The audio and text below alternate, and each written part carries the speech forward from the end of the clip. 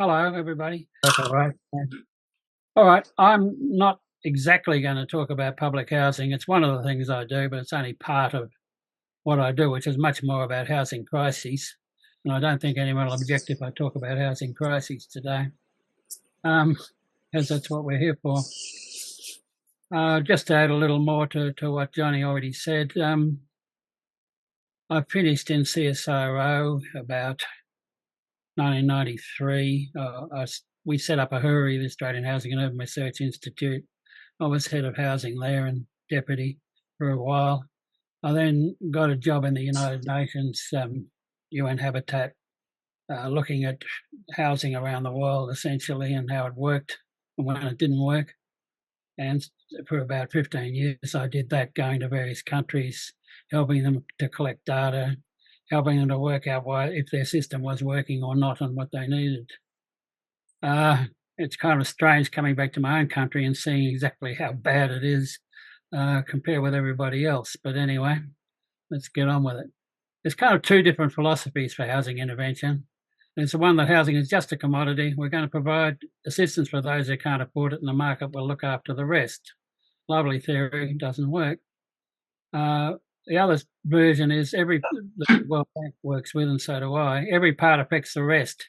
You can't just patch it up at the edges. You're just putting a Band-Aid over a cancer. Piecemeal solutions may make things worse. Okay. Let's go right back to the housing crisis of 1950, which was somewhat worse than we've got now. It was after the war. Nobody had any housing. Here's this stupid thing would stop coming up.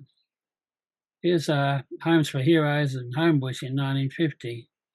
Now, the fellows that planned our housing system actually knew what they were doing, which is amazing. The Commonwealth Housing Commission 1944, if only we'd had them now. They claimed the private sector repeatedly failed to be adequate housing for the low-income groups in Australia. Government should accept responsibility for doing so. They were scornful of the way private landlords had historically treated renters. Housing was a right. It should stop being a field of investment that yielded high profits for a minority of landowners. Rent should be no more than 1/6 of a family's income, if only. They wanted the erection of at least 700,000 dwellings by the end of 1955, and they might need a whole lot of tradesmen. So they should have immigration policies and be bringing more building labour. Much of that actually happened. These fellows knew what they were doing. And it sounds awfully familiar now because virtually what people are asking for. How many years later is it now? 90? No, 80. 80 years later. They said, we consider the dwelling of good standard and equipment is not only the need but the right of every citizen, whether the dwelling's to be rented or purchased. No tenant or purchase should be exploited for excessive profit. Lovely idea. But when they looked at it, they decided other people were busy building public housing like crazy all over Europe. And they said, well, let's look at the costs here. The ones that are paying least are the owners with no mortgage. So if we get everyone into home ownership, or as many as we can, they'll end up paying a lot less than even social or public renters. So we'll do that, and we'll put up some public housing, but not very much. And they did put up some public housing, like about 4%, which was just pathetic next to what everybody else did. They were having 20 and 30% public housing. In the meantime, the ones that suffer the most, as always, are the private renters, who are paying a very large proportion of their income on housing. And I know all about it, having been a renter for the last 10 years.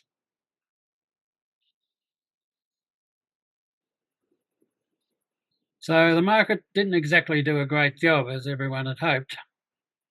Back in 1950, away went home ownership. It was about 55%. It went straight up to 70% in only about 10 years. It was a pretty incredible performance. By the time it got up to the top, which is when I entered the market, you needed 2 incomes, but at the start, as my father was fond of telling me, you only needed 1 income to buy a house. But still, you could get into them, even though interest rates suddenly became absolutely prohibitive at 12% plus. This is us starting out building a house and in open fields, as you were. We've got a little 12 square thing, box, and on quite a big piece of land at that time. and you did your best to pay for it, usually with a couple of mortgages and borrowing the deposit in our case, which was extreme, but we did it.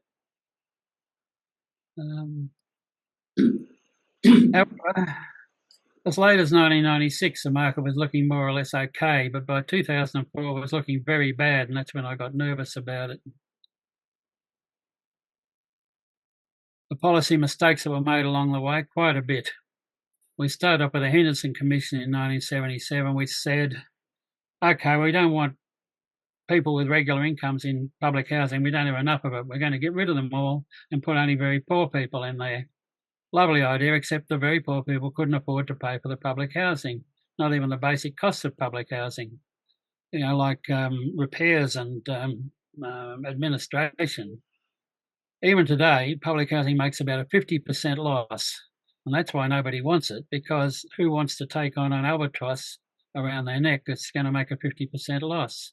There's ways out of it, but nobody's ever bothered to take the trouble to fix it.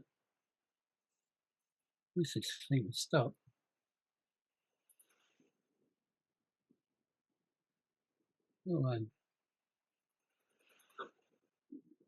Anyway, so that was the Henderson Commission. Ever since then, public housing has not worked. There's never been enough money to pay for public housing. There's been nobody paying for it. The state governments had to use more and more of their income to pump it up. There was nothing left over to build houses or even to clean it, to fix up the ones they had. The feds closed the Department of Housing in 1988. We must have been about the only country in the world that didn't have a Department of Housing. And after that, it was anything goes because everything was totally divided. It was sucked into the Department of Social Security, and from then on, it was Social Security and not housing. So there was no construction involved in it. It's a continuing responsibility to accept responsibility, the Commonwealth versus the states. And this I've had to put up with ever since, watching the Commonwealth and the states brawl it out, none of them wanting to take responsibility. The Commonwealth says it's a state responsibility. The states say we can't pay for it. You've got to pay for it, and neither of them have done anything. Nothing has happened in that entire time. Settlement and immigration policy has been siloed from housing. So it's not taken into account at all when we do our housing policy, not that we have a housing policy anymore. And especially the good old Reserve Bank have responsibility to keep housing markets under control at all. It's all about keeping wages down, basically, if you really look at what it's doing. This is not a very good graph, but I've grabbed it quickly. We in the UN, when I was working there, and we used to say that the house price to income should be about 3. You've probably heard these numbers somewhere along the track. So back here, even in 97, it was about 3. It was okay. It was running along quite well. But then it started to roar off like crazy up until, it finally broke at the time of the GST.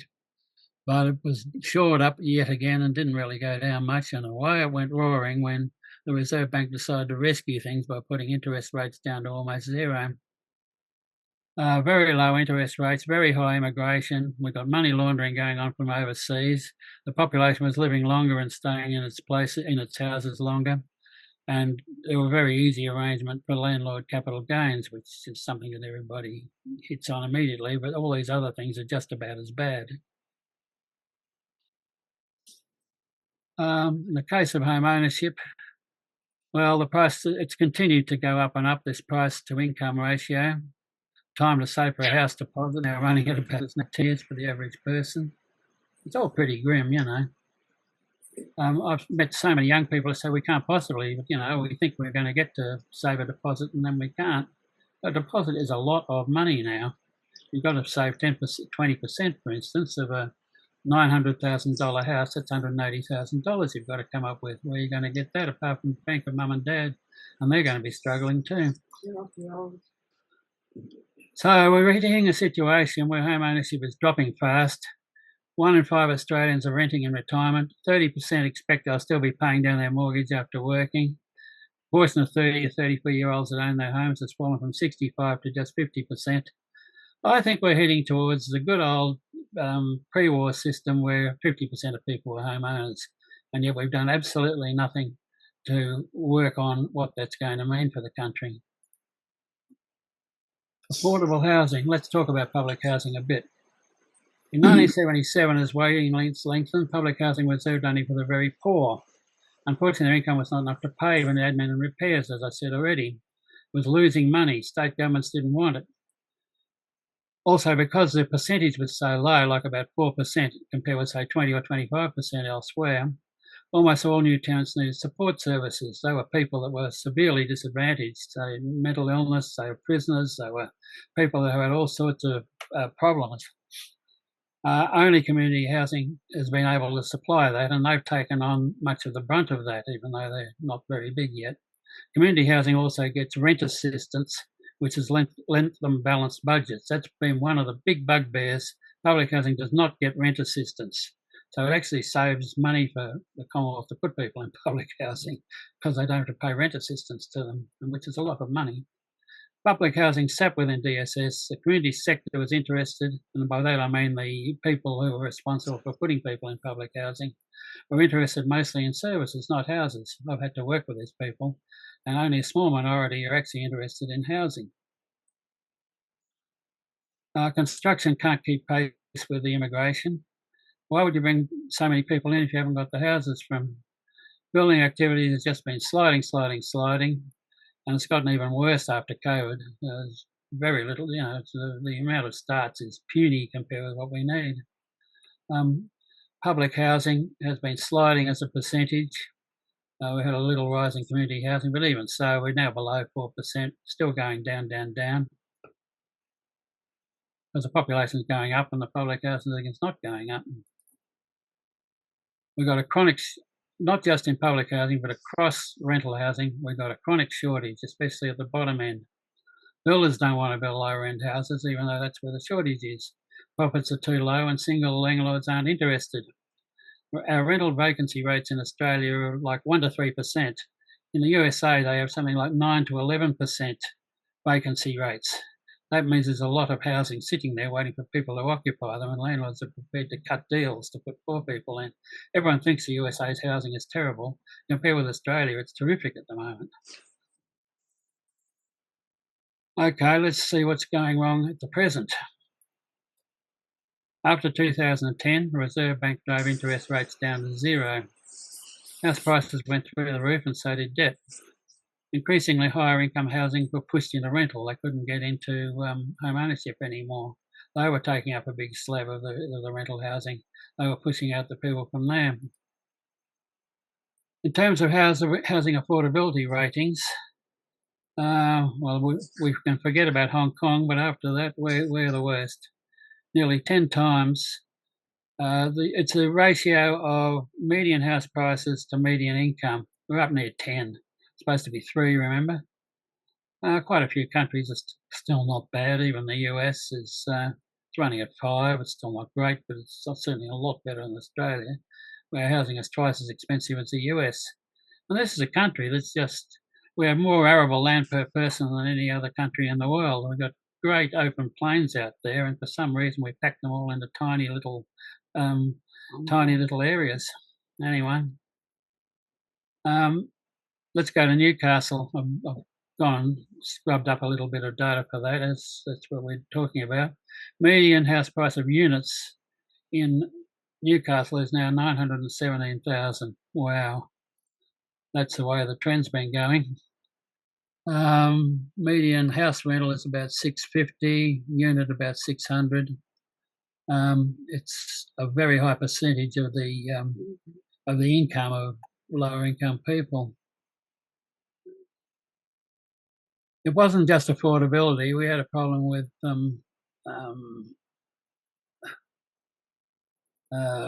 safety and security.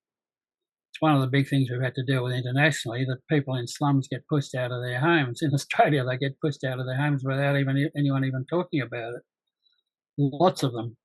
I know, because I was renting for 10 years and I got pushed out 5 times. Landlords start cashing in on their huge capital gains. People with children and old people forced to move every year. It was about every 1 or 2 years I was forced to move. I worked in about 2018 for Community Housing Limited, which is the biggest community housing body in the country. It in New South Wales, got housing up at Kempsey and other places. Around Newcastle, you've got different community housing people. We did a study in which we found out that they were quoting that their main problem was lack of security. They didn't care about the affordability. They had no home. People with disabilities get affected very badly. I have a son with schizophrenia, and for him to be living with no security is just impossible for him. He's got no chance of getting better. Fortunately, he got himself into public housing very early. People with disabilities tend to be affected the most by being moved around, but so are people with families. And I'm seeing, as I rented, I saw more and more families moving into the rental housing around me, a lot. Something like half, none at the start. 5 years later, half the rental housing had children in them. Post-COVID, well, now we've got a market in terrible imbalance, and now we're going to really shake it up. Labour and supply shortages started kicking in. Reserve Bank raises interest rates to stop wage hikes. Landlords had to start raising rents, and the pain began. We'll just also put up a couple of properties to give you an idea what you can get in Newcastle. Now, this looks nice in Hunter Street. We could get that one, except at $1,600 per week rent. Looks okay. Also in Hunter Street, you can get this one. This is student accommodation, no toilet or kitchen, $250 a week. If I was in it, that would take 42% of my pension just to live there. So that's what I could get living on my own. Maybe, and it still will be taking a massive slab on my pension. The pressure has been on vacancy rates big time as we run out of houses. It's going down and down and down and down. It went down to about the lowest it's ever been in about November 23. What that means is if it's down about 1%, you've got 80 to 100 people lining up for any house at all. I know because I did it in Victoria at some of the worst times. I was at one. It was a one-bedroom flat up on the 3rd floor. People were queuing the entire way down the 3 floors and right out into the street just to look at it. When you put in for it, you don't get them. You've really got to know somebody. You've got to talk somebody into it somehow before you can even get one.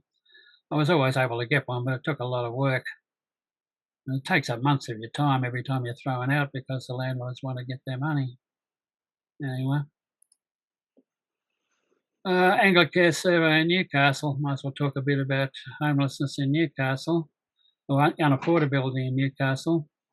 Of 1,750 rental listings across the area, they could only find 16 that were affordable for a single person on low wages. 7 for a person on the pension and 0 for people on parenting payment or job seeker. People on Centrelink payments are being pushed out of housing altogether, the survey said.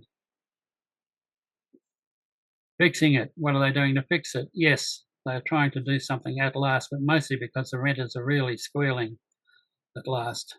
It's been broken for 30 years and no one did anything. Okay, this is what the Housing Accord is finally going to do after all that time. They're going to build 1.2 million new houses by 2029. Oh, yes. I'll believe it when I see it. We build about 120,000 a year at the moment. 350 million was given to support the delivery of 10,000 affordable homes, whatever that means. The state and territory governments were supposed to match it, as they always are. They probably will. The Housing Australian Future Fund, which was another trick of the federal government, has about $10 billion to support the construction of up to 40,000 social affordable homes.